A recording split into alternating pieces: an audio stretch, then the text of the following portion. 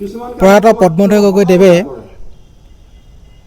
নামতি হাইস্কুলত অষ্টম শ্ৰেণীত পঢ়ি থকা দিনৰ পৰাই ডায়েৰী লিখিছিল আৰু এইদৰে মৃত্যুৰ আগলৈকে 2020 চনলৈকে একে লেঠাৰে 65 বছৰ ডায়েৰী নিজৰ জীৱনকালতে লিখি গ'ল। আজি দেউতাৰ ডায়েৰী প্ৰথম খণ্ড 1956 চনৰ পৰা 60 চনলৈকে এই 5 বছৰ আমি সংকলন কৰি প্ৰকাশ কৰিছোঁ প্ৰথম খণ্ড হিচাপে পদ্মকণ্ঠ নামেৰে আৰু ছাত্ৰ অৱস্থাত লিখা এইখন ডায়েৰীহে। এই যি সংকলন আজি প্ৰকাশ পাইছে সেয়া তেওঁ হাইস্কুলীয়া ছাত্ৰ অৱস্থাত লিখা ডায়েৰীহে। এই গ্ৰন্থখনত আমাৰ অঞ্চলৰ বহুবোৰ কথা প্ৰকাশ হৈছে, বহুত ঐতিহাসিক কথা ইয়াত আছে।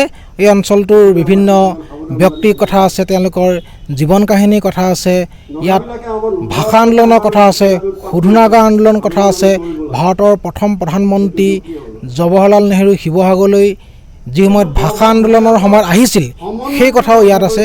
মুঠতে গ্ৰন্থখনত এই অঞ্চলৰ আমাৰ নামতি অঞ্চলৰ বহুবোৰ ঐতিহাসিক ঘটনাৱলীয়ে স্থান পাইছে। আৰু দেউতা যিহেতু এই গ্ৰন্থখন মানে এই খণ্ডৰ ডায়েৰী লিখি থকা অৱস্থাত নামতি হাইস্কুলৰ ছাত্ৰ হিচাপে আছিল আৰু সেই সময়ত সেই স্কুলখনেই এই অঞ্চলৰ বৌদ্ধিক চিন্তা চৰ্চাৰ কেন্দ্ৰবিন্দু আছিল। সেই সূত্ৰে এই বিদ্যালয়খনৰো বহু কথা আছে। আমি গ্ৰন্থখন আজি শ্ৰদ্ধাৰ পঢ়ুৱৈ সমাজৰ কাৰণে আমি উন্মোচন কৰিছোঁ। যদি গ্ৰন্থখন ৰাইজৰ উপকাৰত আহে বা পঢ়ুৱৈ সমাজ যদি আঁকোৱালি লয় বা আমি সংকলন কৰোঁতে যিখিনি ভুল ভ্ৰান্তি হৈছে সেইখিনি যদি আমাক দেখুৱাই দিয়ে, তেনেহ'লে আমি সেইমতে আকৌ পৰৱৰ্তী খণ্ডও সংকলন কৰি প্ৰকাশ কৰা আমি চিন্তা চৰ্চা কৰিম।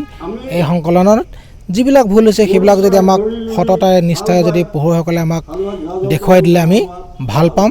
আৰু গ্ৰন্থখন যদি ৰাইজে আঁকোৱালি লয়, পঢ়ুৱৈয়ে আঁকোৱালি লয়, তেনেহ'লে আমি সুখী হ'ম।